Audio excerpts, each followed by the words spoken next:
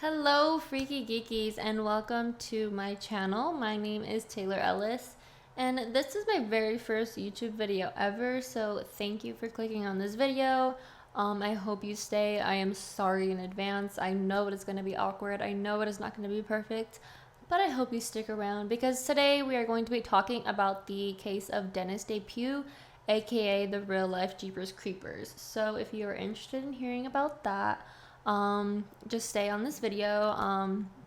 It is a pretty interesting one, as Jeepers Creepers being one of my favorite horror movies. I had never heard of this case before, and when I was researching it, it was very interesting to me and very surprising. So yeah, so just a little bit of like an intro, I guess. My name is Taylor Ellis. I am 22 years old. And what I want to do with this channel is I want to cover true crime cases, maybe some spooky stuff like ghost stories or paranormal activity stuff. So if you guys have any suggestions and any topics you guys would like to see in the realm of that, obviously, let me know. And then at the end of this video, let me know of any feedback, please, because like I said, it is my first video. Let me know of any comments, any case suggestions, possibly. I do have a few lined up already. So those will be coming up too soon. But other than that, let's just get right into this case. Alright, so like I said, today we're going to be talking about the case of Dennis Depue, aka the real life Jeepers Creepers. So this case is supposedly supposed to be based on the story of Jeepers Creepers, you know, was inspiration from this case specifically and what Dennis Depue would do, unfortunately. But it is not confirmed, and I am going to be talking a little bit more about this. The director, Victor Salva, has not confirmed that when creating the Jeepers Creepers movie, he did not use inspiration from this case, but there are just too many similarities, and I personally believe that it is inspiration, and he just won't admit it for some reason. So yeah, stick around to the end and let me know what you guys think, your opinions, if you think it is based on Jeepers Creepers, or if Jeepers Creepers is based on Dennis Depue or what. So yeah, let's just get right into this case. So I am not going to start with talking about Dennis Depue. I'm going to start talking about the incident that occurred, the whole case about it, and then I'm going to jump into a little bit of the background information. So this case starts on April 15th, 1990. So we were in the 90s, and it starts off with Ray and Marie Thornton. They are a couple, and they are driving along Snow Prairie Road in Coldwater, Michigan. So they decided to play a game just to kind of pass the time as they're driving along this road. And what the game was, they supposedly had made it up, I'm not sure. They basically look at the cars that pass them by as they're driving, and they pick out some letters and numbers from the license plates that pass by them on the road, and they basically have to make like a word or a phrase or something out of those letters and numbers. So a 1984 Chevrolet truck passes up right behind them and starts tailgating them. You know, not something that's out of the ordinary for them, but they do kind of notice it. And then suddenly the Chevrolet truck passes right by them at a high speed. And this makes Marie say, geez, that guy must be in a hurry, because she had seen the letters GZ on the license plate of that Chevrolet truck. But they don't think anything of it. They just keep driving, you know, nothing suspicious. He just must be in a hurry or something. So they keep driving until they notice that the Chevrolet truck that had passed them up a couple of miles back had actually pulled off, and they noticed a tall man standing by the truck, and he seems to be disposing of what looks like a bloody white sheet. Now, I don't know about you guys, but if I see anybody disposing of anything bloody, I'm out of there. I will do my part and I will call the police, but I am out of there. And you guys will see that Ray and Marie are actually what you can call brave and courageous in this situation.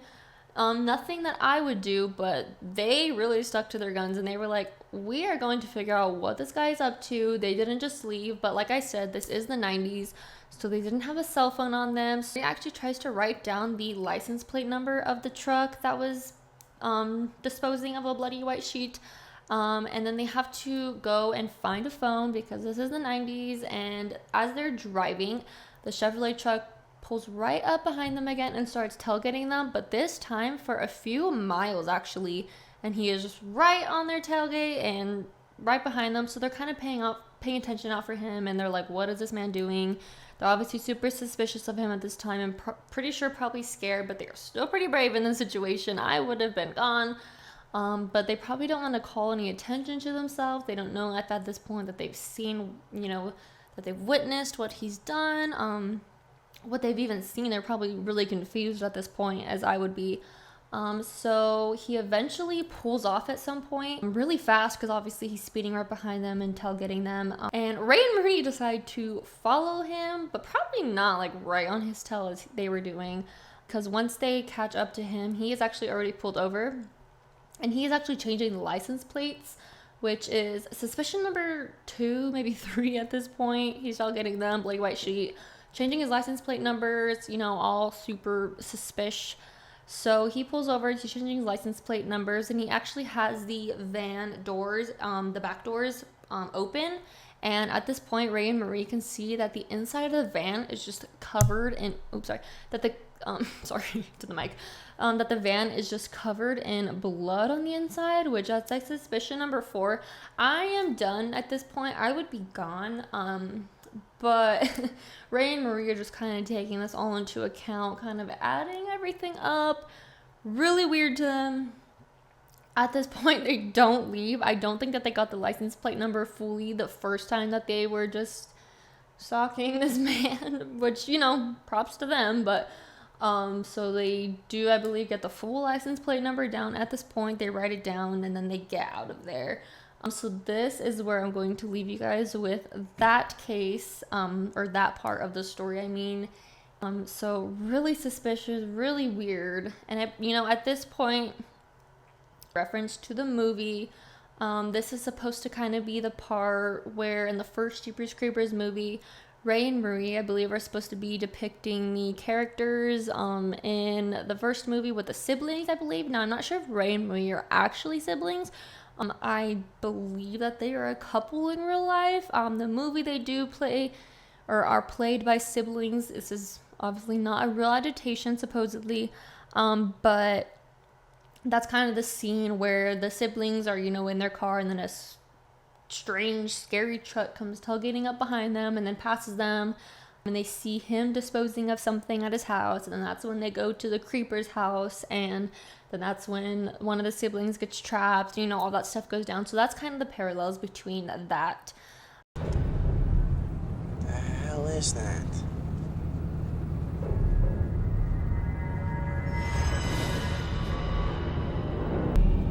What the hell was he doing? He dumped something down that pipe. Wrapped in a sheet.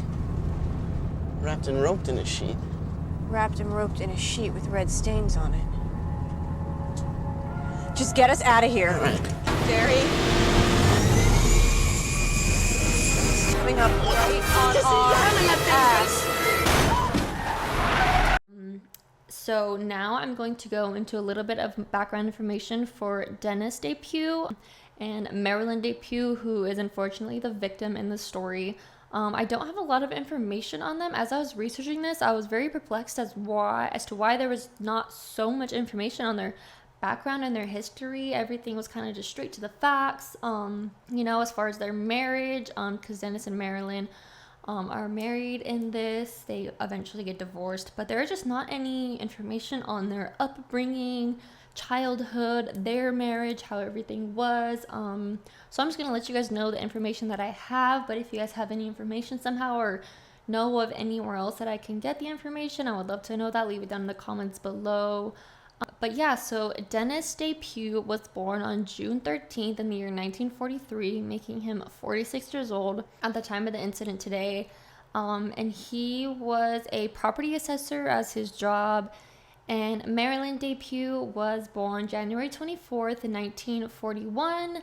And her job was a high school counselor. So that just kind of tells you right there the type of person that she was. She obviously was most likely a pretty caring person. Again, I don't have correct information on her or really any, but just besides this little bit. I wish I did, because I like to know more information of the victims in our case. I like to tell their story. So Unfortunately, I do not. But yeah, that kind of just tells you her character. She seemed like a really great woman. As far as the things that I've seen about her, there was an Unsolved Mysteries episode, which I got most of my information on for my research. Her mother was in the episode, and her daughter was in the episode, and I think one of her coworkers. So she did just seem like a very great person who just had an unfortunate ending to her life because of this man, Dennis Depue. But yeah, let's get a little bit into that. Marilyn and Dennis had been married for 18 years before Marilyn had decided to divorce him in 1989 due to him being violent. Now, I don't have any more information on, what exactly happened, what the situation was, how others view the relationship. That's basically all was out there in the articles and in the episode of Unsolved Mysteries. They basically just said that Dennis was violent, and as we're going to see as we go on more with the case, you're just going to be able to tell that Dennis is just not a great person. If anything, a monster. So, yeah. But Marilyn had received custody of their 3 children that they shared together, and Dennis was granted bi-weekly visits with their children. But this would not be ideal for Dennis, as his children did not end up wanting to spend time with him. No fault of the children, no fault of Marilyn, because obviously we can see that he is not a great person. If you're violent to your wife, you're obviously not a good person. So I'm not sure what the relationship with his children were either. If he was violent with them, we don't really have any information on that.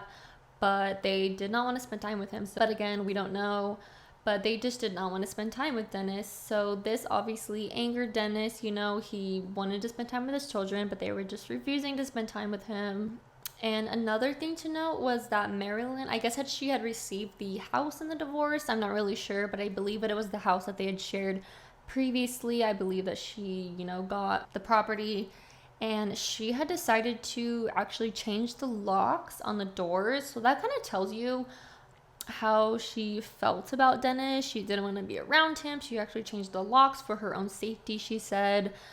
And just to show you the mindset that Dennis was in during this divorce, he was not taking it very well. So Marilyn had come home one day, and Dennis was just sitting on the couch acting like nothing. He should have had no access, no way to get into the house, and he's just sitting there on the couch. So that probably freaked her out a lot. I don't know any information on, what happened, why he decided to get into the house, but I'm sure he was just not taking this very well. Obviously, if he's trying to gain access into his ex-wife's house that he no longer has access to, I think he's just trying to insert power somewhere to where he doesn't have it, because his life is just crumbling apart around him. And we're gonna see as we go on with this case, Dennis does not like to take accountability for his actions or really reflect on who he is as a person. It's kind of just everyone else in his eyes is the fault, and he's just kind of the victim, of course. So yeah, really scary for Marilyn to have to go through with that. But all of these events unfortunately would lead us to our case that happened on April 15th, 1990, the day that I was talking about, where Ray and Marie had all those events happening, on all those strange things with the truck and, the man with the bloody sheet and all that. So it is actually Sunday morning, and it is Easter on April 15th, 1990. And Dennis Depue gets in his truck, and he is heading to Marilyn's house to go pick up his 3 kids. And once he gets there, his youngest actually says that he does not want to hang out with Dennis. He does not want to spend time with him that day. And, it's Easter, so I'm sure he does want to hang out with his kids. But his youngest is just refusing to go with his dad. So this obviously angers him. And Marilyn tries to, talk him down, let him know, hey, maybe just take the other 2. The youngest doesn't want to go, but he's just not having it. He's like, no, I want all 3 of my kids. It's Easter. I want to hang out with them. And he actually turns violent towards Marilyn, and he ends up grabbing her, and he starts throwing her down the stairs to where she falls at the end, and he follows down the stairs, and he starts beating her unconscious, to where unfortunately the 3 children had to witness this happening as their father is beating their mother unconscious. very traumatic, very sad. I feel bad for the children for having to witness that. And the oldest daughter heads over to the neighbor's house. She runs over there and she is phoning the police and she is letting the neighbors know what is going on.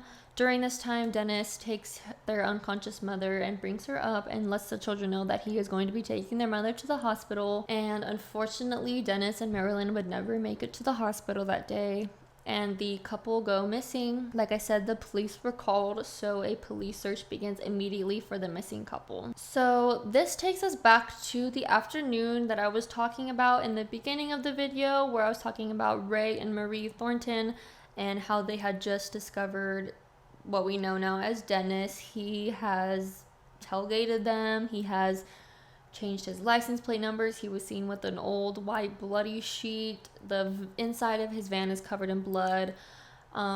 So I don't know. I know that they called the police, but I don't know if they just like stuck around or just kind of came back to the scene where they saw him with a bloody sheet. So they wanted to go back and kind of, you know, figure out what he had done with it, where he had disposed it, and they actually found it in a little animal hole, and he tried burying it in there, which is not a really good spot, but who cares, because I'm glad that he was not able to dispose of it correctly, and it was just very easy to find. So shout out to Ray and Marie for doing that detective work. I'm not sure if they actually are detectives in real life or what, or a part of that, but I believe that they should be detectives.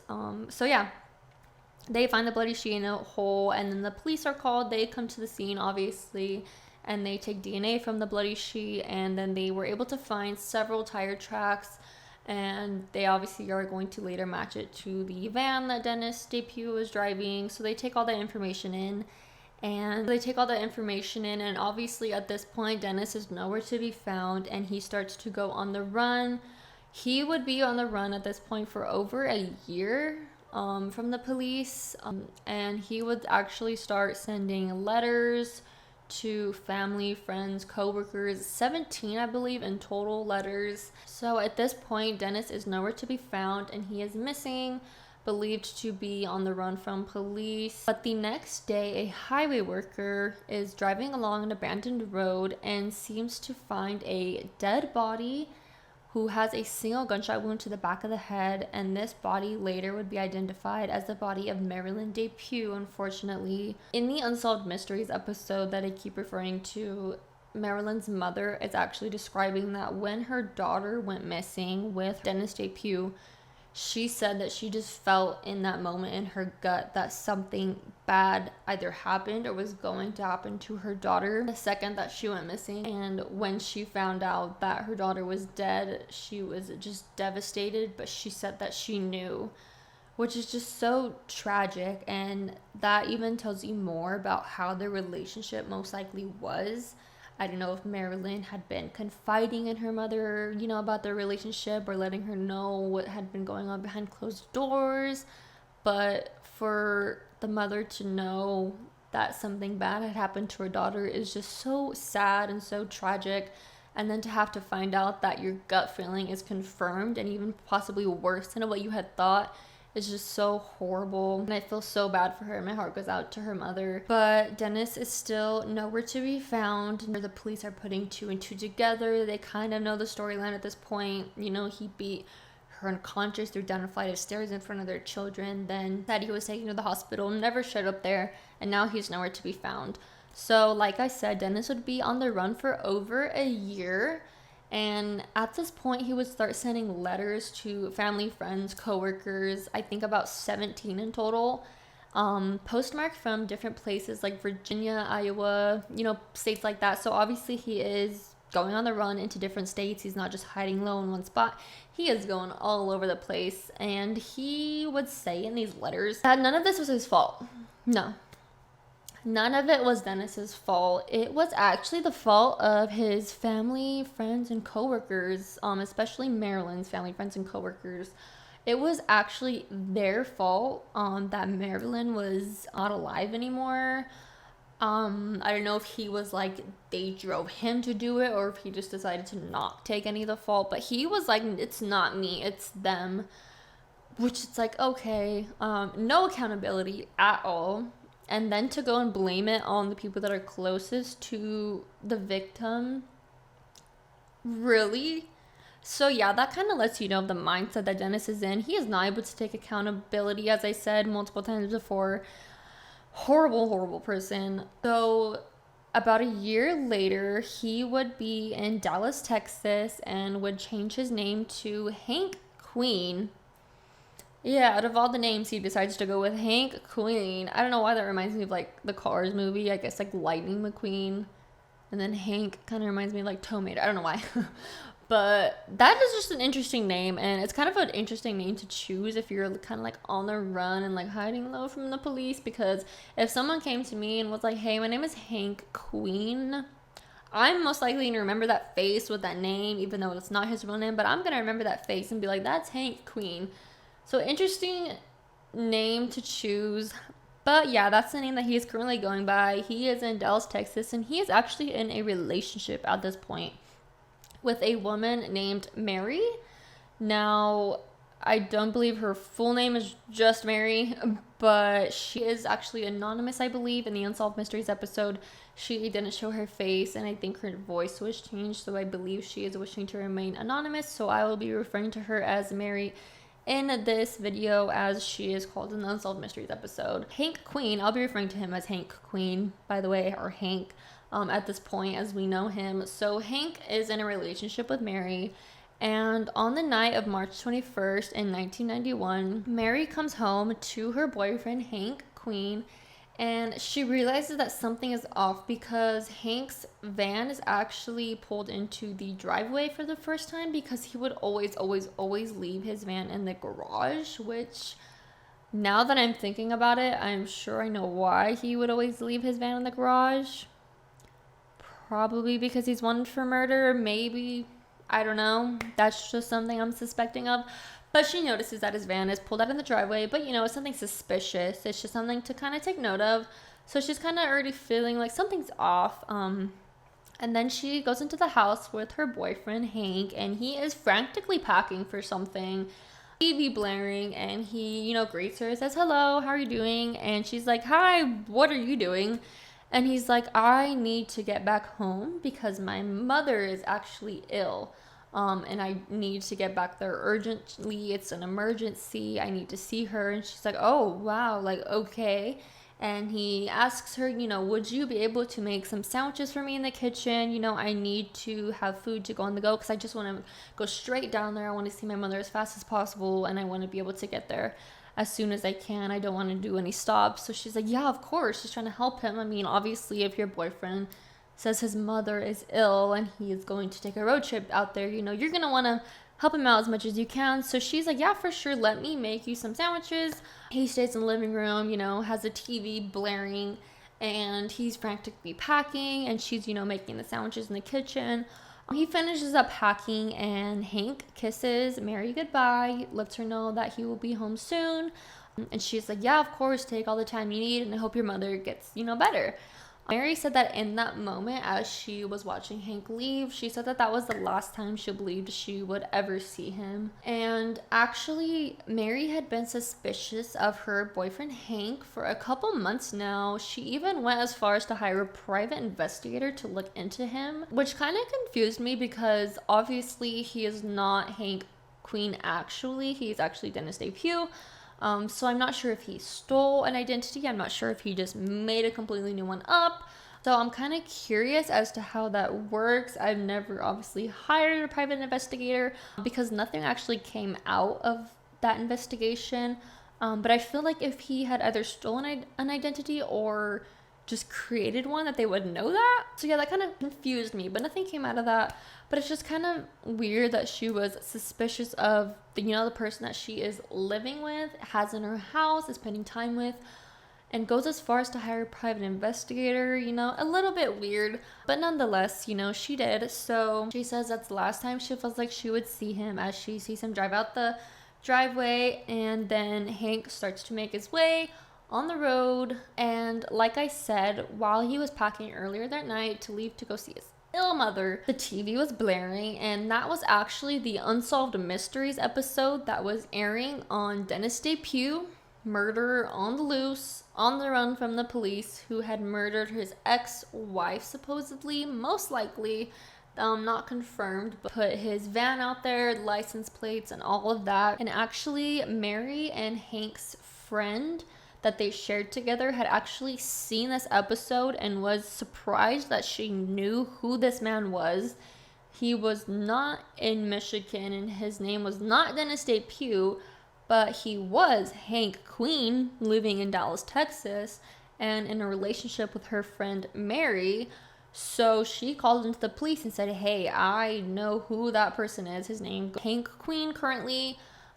This is his license plate numbers to his van, and he is in Dallas, Texas right now. So the police were notified of this, and it would only be 4 hours later that the police would find Dennis Depue on the road, and then he would ensue a 15-mile high-speed police chase. So, like I said, Mary's friend was the one that called it in, and she obviously found out, most likely, I don't know if it was hours later or in the moment. I don't know if her friend called her. I'm sure she did, and be like, hey, is Hank with you? Because I gotta tell you something, girl. I'm sure she was like, maybe can you come over to my house or something? Make sure she's safe before letting her know that she has a potential murderer in her house.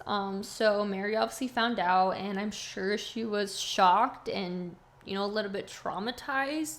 I'm sure she was putting two and two together in that moment, and she actually said in the Unsolved Mysteries episode that everything was just kind of clicking for her in that point. She realized that when he asked her to make sandwiches in the kitchen, it was most likely probably just to get her out of the living room, because he had on the Unsolved Mysteries episode about himself and about how he is on the run, and he obviously didn't want her to see the episode because it was his face and his van in there, and she was going to find out and most likely call the police. So she had realized that she was probably only in the kitchen making sandwiches for him so that she would not be able to see that TV, because it's the 90s. He doesn't just have his little phone and his headphones in and can't hide it from her. He has to have that TV on. So he's like, can you go make me some sandwiches? So everything's just kind of clicking for her in that moment. And like I said, Hank, I'll be referring to him as Dennis again at this point, because he is no longer Hank Queen. That fictional person is out the window. So now Dennis is on the run from the police, like I said, and he ensues a 15-mile high-speed police chase. He's in Louisiana at this point, and the sheriff of the police department actually lets his police department know that, hey, if he keeps going, I am instructed to let you guys know that you guys need to shoot out his 2 front tires so that he stops. So we need this man. He is a wanted murderer. Shoot out the 2 front tires. And they're like, okay. So he doesn't stop, obviously, and they start to shoot at his 2 front tires, but they miss the 2 front tires. But luckily, they get the 2 back tires, which still gives Dennis about another half a mile that he tries to struggle along on his van with. So at this point, the van finally stops, and the police get out. Dennis stays in his car and actually grabs his gun and starts shooting at the police. He fires 2 guns, one into the police windshield and one into the window is down, so he shoots it into the police car. Luckily, I believe nobody got hit or anything. But at this point, Dennis turns the gun on himself and shoots himself in the head, taking his own life. So yes, and in one of his 17 letters that Dennis had wrote, like I previously said, to his friends, families, and coworkers, he had actually said the lines, or written the lines, an eye for an eye, a life for a life, which unfortunately is what he would do. I guess he just couldn't handle his life. He had said to his coworker that Marilyn had just taken everything from him. His ex-wife no longer wants to talk to him, and now she's taking the kids away from him. So like I said, nothing was ever his fault. He was always the victim in this. He could never just realize that it was him, because he didn't want to. And he said that, I think in one of his letters, he said that he couldn't start a new life. He was already at this point of his life. He had already had 3 kids. He had already had his wife for 18 years, He couldn't just start over. But the funny thing is that he did, and he went and got into a relationship with Mary and was on the hideout. So he did start over. It's just like, it just frustrates me because none of this had to happen. Obviously, murder doesn't ever need to happen, especially in this situation. And it's just very frustrating, tragic, and traumatic that his children had to witness what they had to witness, and then it had to come to this point. It's just, I really have no words, because these types of cases just frustrate me, where it's like they didn't need to happen. And if he just went to therapy, maybe he could have figured it out and realized that, like, yeah, life can change and I just need to take accountability. But anyways, that is the end of the case. That is the case of Dennis Depue, aka the Jeepers Creepers killer. Like I said, this is supposed to be the inspiration for the Jeepers Creepers movie. Victor Salva, the creator and director of the movie, does not say that it is the inspiration for Jeepers Creepers, but as we can see, it's pretty similar. Obviously, things are taken from cases as we've seen in Texas Chainsaw Massacre, you know, with Ed Gein, and as we've seen in The Exorcist, that these types of movies are created from real life stories and then turned into movies, and they obviously aren't, you know, played out, you know, part by part and for every specific thing, but they are just taken from inspiration and then turned into a movie and turned into a horror movie, and, you know, put all that Hollywood magic into it. So I think it's really hard to kind of not see the similarities, you know, with the truck coming up behind Ray and Marie, and how it's, you know, a couple in that situation and they turn into siblings, and how they keep, you know, getting at it instead of just running away. They actually want to, like, find out what he does, and then that's when in the movie they, you know, end up getting trapped and all that. So I personally believe he did get inspiration from it, but whatever. Let me know what you guys think. So as I was researching this, like I said, Victor Salva is the creator and director of the Jeepers Creepers movies that came out in 2001. One of my favorite movies ever, but he is not a good person at all, if not a monster. No, he is a monster. He is an absolute monster of a human being. It was frustrating realizing that the person that created your favorite movie is horrible, but not surprising at this point, as we've seen multiple directors have come out to be horrible people. But the thing was that we know what he did because he committed a heinous crime in the year of 93, and Jeepers Creepers came out in 2001. So I'm just going to let you guys know a little bit about that, because as I was researching it, I found many articles on it, because I was trying to see, you know, interviews or maybe something on him talking about inspiration possibly from Jeepers Creepers or what he says about it. I'm just going to let you know, about what happened with him. I just want to kind of put it out there. But if you do not want to hear about this, because trigger warning, it does talk about sexual assault, children. So if you don't want to hear any of that, thank you for watching the video. I hope you enjoyed it. Like, subscribe. Thank you for sticking around this far, and I will see you in the next one.